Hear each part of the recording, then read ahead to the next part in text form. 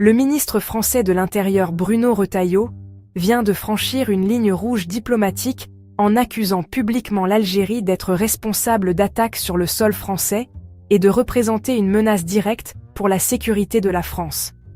Lors d'une conférence de presse tenue à Paris, Retailleau a affirmé sans fournir la moindre preuve que des réseaux algériens seraient impliqués dans des actes de déstabilisation sur le territoire français.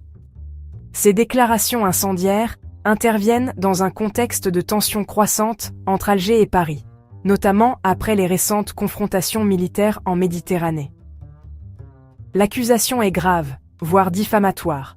Retailleau suggère que l'État algérien orchestrerait des opérations hostiles contre la France, sans présenter un seul élément tangible pour étayer ces allégations. Cette stratégie de diversion classique vise probablement à détourner l'attention des échecs militaires français récents face à notre défense aérienne. Rabat et Tel Aviv observent avec intérêt ces déclarations, espérant sans doute qu'elles affaiblissent davantage les relations algéro-françaises. Mais l'Algérie ne se laissera pas intimider par des accusations sans fondement. Notre réponse diplomatique sera ferme et nos arguments, eux, reposeront sur des faits vérifiables.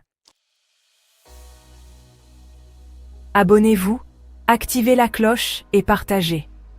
Cette manipulation doit être dénoncée. Les déclarations de Bruno Retailleau ne sortent pas de nulle part. Elles s'inscrivent dans une stratégie politique française bien rodée, détourner l'attention des problèmes internes en désignant un bouc émissaire extérieur. La France traverse une période de turbulence sociale, économique et sécuritaire. Les banlieues connaissent des tensions récurrentes, le pouvoir d'achat s'effondre, les services publics se dégradent. Face à cette situation explosive, certains responsables politiques français préfèrent pointer du doigt l'Algérie plutôt que d'assumer leurs propres échecs. Retailleau reprend une vieille méthode coloniale, accuser l'ancien colonisé de tous les maux pour masquer l'incompétence du colonisateur. Analysons froidement les accusations portées par le ministre français. Il évoque des attaques sur le sol français sans jamais les détailler précisément. De quelles attaques parle-t-il exactement ? Des incidents de délinquance commis par des individus de nationalité française ayant des origines algériennes ? Des manifestations de soutien à la Palestine organisées par des citoyens français ? Des critiques légitimes de la politique étrangère française exprimées sur les réseaux sociaux ? Retailleau amalgame volontairement criminalité de droit commun, expression politique légitime et supposées opérations étatiques pour créer une confusion maximale. Cette technique de propagande consiste à mélanger des réalités différentes pour construire une menace fantasmée. Prenons un exemple concret. Si des individus de nationalité française commettent des actes répréhensibles en France, la responsabilité incombe aux autorités françaises qui n'ont pas su prévenir ou réprimer ces actes. Ces personnes sont françaises, éduquées par le système français, vivant sous les lois françaises. Leur attribuer une allégeance automatique à l'Algérie simplement en raison de leurs origines familiales relève du racisme pur et simple.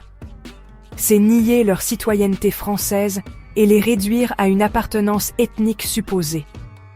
Retailleau pratique exactement ce type de discrimination qu'il prétend combattre. Ensuite, le ministre évoque l'Algérie comme représentant un danger pour la France. Danger militaire, nos récentes interceptions de missiles et d'avions français étaient purement défensives, répondant à des agressions caractérisées contre notre territoire. L'Algérie n'a jamais menacé d'attaquer la France. Nous n'avons pas de revendications territoriales sur le sol français. Nous ne finançons pas de groupes armés en Europe. Nous ne menons pas de campagne de déstabilisation contre Paris. En revanche, la France multiplie les provocations militaires contre notre territoire, soutient activement nos adversaires régionaux comme le Maroc et maintient une présence militaire agressive en Méditerranée. Qui menace réellement qui dans cette équation ? Danger économique peut-être ? L'Algérie a effectivement décidé de diversifier ses partenaires commerciaux, réduisant sa dépendance vis-à-vis de la France. Nous vendons désormais notre gaz à la Chine, à la Turquie, à l'Italie. Nous achetons notre équipement militaire à la Russie plutôt qu'aux industries françaises. Cette indépendance économique irrite Paris, qui voudrait maintenir l'Algérie dans un statut de client captif. Mais exercer sa souveraineté économique n'est pas une attaque contre la France. C'est simplement un pays qui gère ses intérêts nationaux comme bon lui semble. La France elle-même ne consulte pas l'Algérie avant de signer des contrats avec le Maroc ou Israël. Pourquoi l'inverse devrait-il être considéré comme une menace? Danger diplomatique enfin? L'Algérie défend effectivement des positions contraires à celles de la France sur plusieurs dossiers internationaux. Nous soutenons fermement la cause palestinienne quand Paris soutient Israël. Nous dénonçons le séparatisme marocain au Sahara occidental quand la France appuie Rabat. Nous critiquons les interventions militaires françaises en Afrique quand Paris les présente comme des opérations humanitaires. Mais avoir des divergences diplomatiques ne constitue pas une menace.